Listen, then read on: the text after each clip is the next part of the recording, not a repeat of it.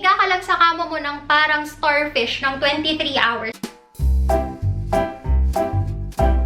Hello everyone! Welcome to my channel. My name is Eileen. For today's question, many people says that OMAD is very effective when it comes to losing of unwanted fats. Pero effective din ba yun kahit walang exercise? Quick answer, yes. Effective pa rin po si OMAD or 1 meal a day para dun sa mga hindi nakakaalam. Effective pa rin po siya even without exercise. For a longer version, explain ko sa inyo.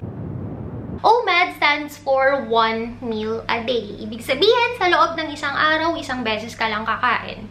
And dun sa isang beses na pagkain na yon, ililimit mo lang siya sa 1 hour. Ibig ring sabihin, for 23 hours, hindi ka kakain. Tapos yung remaining na 1 hour, dun ka lang pwedeng kumain.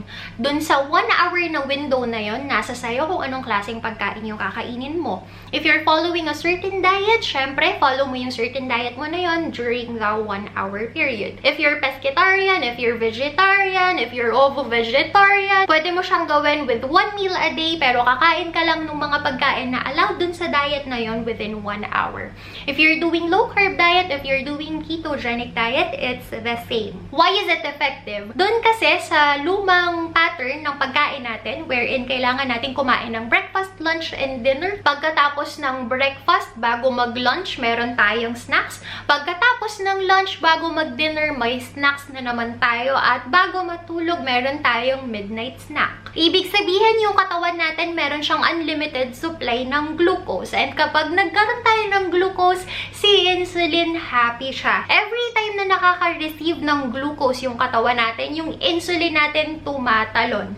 Ibig sabihin, dahil every 1 to 2 hours kumakain tayo, every 1 to 2 hours, si insulin talon ng talon. So, yung normal level ng insulin ng katawan natin at saka normal level ng glucose ng katawan natin mataas. At kapag mataas yung level ng glucose and ng insulin natin, yung fats natin, yung stored fats natin, even yung fats na kinakain mo, hindi yan maburn ng katawan mo. Yung fats na kinain mo, tatambay lang yan sa stored fats mo. At yung stored fats mo, hindi siya gagalawin ng katawan mo. Dahil merong glucose, glycogen, tapos active si insulin. OMAD or 1 meal a day is effective kasi binibigyan natin ng 23 hours yung katawan natin para ubusin yung glucose and glycogen na meron tayo. Once naubos si glucose and glycogen, si insulin mawawala siya kasi hindi na natin kailangan si insulin. Bakit? Kasi si glucose, diba, sa kanya tayo kumukuha ng lakas. Siya yung energy source natin. Pag naubos si glucose, meron naman tayong glycogen. Pag nawala na si glycogen, saan na tayo kukuha ng energy source? Doon ngayon tayo kukuha ng energy source sa bilbil natin, doon sa malaki nating braso at saka sa hita natin. Yung stored fats, yun na ngayon yung tutunawin ng katawan mo para maging source of energy. At dahil 23 hours kang hindi kumain, meron ka ring 23 hours para ubusin lahat ng yun. Ubusin yung kinain mo na glucose, tapos ubusin yung glucose na natitira sa katawan mo, yung kinain mo pa nung isang araw. Tapos after nun, ubusin yung glycogen na meron ka. Si glycogen parang stored glucose yan. Once na ubus na lahat, that's the only time na i-burn ng katawan mo yung fats na meron ka. So yes, super effective po si 1 meal a day sa pag-burn ng fats. If you really want to lose weight, pinaka-advisable na during fasting, sasabayan mo siya ng exercise. Kasi kapag nagfa-fasting ka, diba, yung katawan mo, mag-isa niyang inuubos si glycogen at saka si glucose. Kung sasabayan mo ng exercise yan, ibig sabihin, sinasabayan mo or tinutulungan mo yung katawan mo para maubos si glycogen and glucose. At dahil sabay-sabay kayong nag-work para maubos si glycogen and si glucose, ibig sabihin, mas mabilis mauubos yung dalawa. Mas mabilis kang magpo-proceed into burning fats as a source of energy.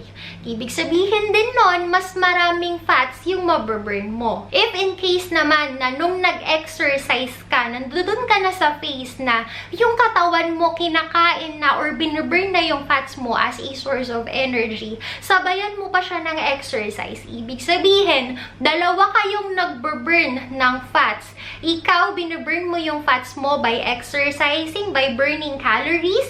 Yung katawan mo naman para masustain yung movements na ginagawa mo, para mabigyan ka ng energy, binuburn niya si fats. So, dalawa kayong nagwo-work para tunawin yung fats mo. Ibig sabihin, mas marami kang stored fats na binuburn.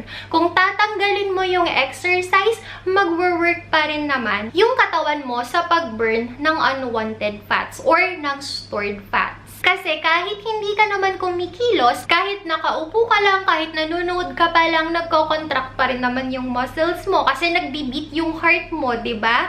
'Di ba humihinga ka, nag-e-expand, lumiliit yung lungs mo, yung brain mo nagfo-function pa rin. Tapos kinagat ka ng lamok dito, so pinatay mo yung lamok. So nag-exercise ka kahit papano. Lahat ng yon kailangan mo ng energy para magampanan yon. So ibig sabihin, kahit wala kang ginagawa, kahit humiga ka lang sa kama mo ng parang starfish ng 23 hours nang nakaganito, as in literal na hindi ka kumikilos, humihinga ka lang, gumagamit ka pa rin ng energy kasi humihinga ka nagpo-pump yung heart mo, tapos yung kidney mo, sinasala yung dugo mo, nagpo-function ka pa rin. So lahat ng yon gumagamit pa rin yon ng energy. Kakaunti nga lang. Yung energy na ginagamit niya, yun yung tinatawag natin na BMR or basal metabolic rate. Yun yung number ng calories na ginagamit ng katawan natin kapag wala tayong ginagawa. Kaya lang, wala naman siguro sa inyo yung willing na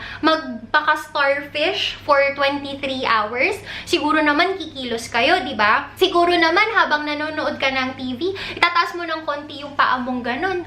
Tapos, kukunin mo yung remote, ililipat mo yung channel. Tapos, tatayo ka kasi iihi ka. Tatayo ka kasi kukuha ka ng tubig dun sa ref. So, ibig sabihin, nag-exert ka ng energy. Ibig ring sabihin, mas marami na namang fats yung na-burn para mabigyan ka ng energy. So, even without exercise, yung stored fats mo, yung unwanted fats na tinatawag, maburn pa rin siya ng maburn. Hindi nga lang kasing bilis ng pag-burn kapag sinamahan mo ng exercise yung 1 meal a day. But still, magbaburn ka pa rin ng fats. If you want to know more about 1 meal a day, meron akong isang mahabang video discussing the benefits at saka kung paano gawin si 1 meal a day. Kung hindi nyo naman kayang gawin yung 1 meal a day, meron din akong video about intermittent fasting naman, yung 16-hour or 16-8 intermittent fasting na tinatawag. Yung mga links nila ilalagay ko sa description down below. Thank you so much for watching, guys, and have a good day. Bye!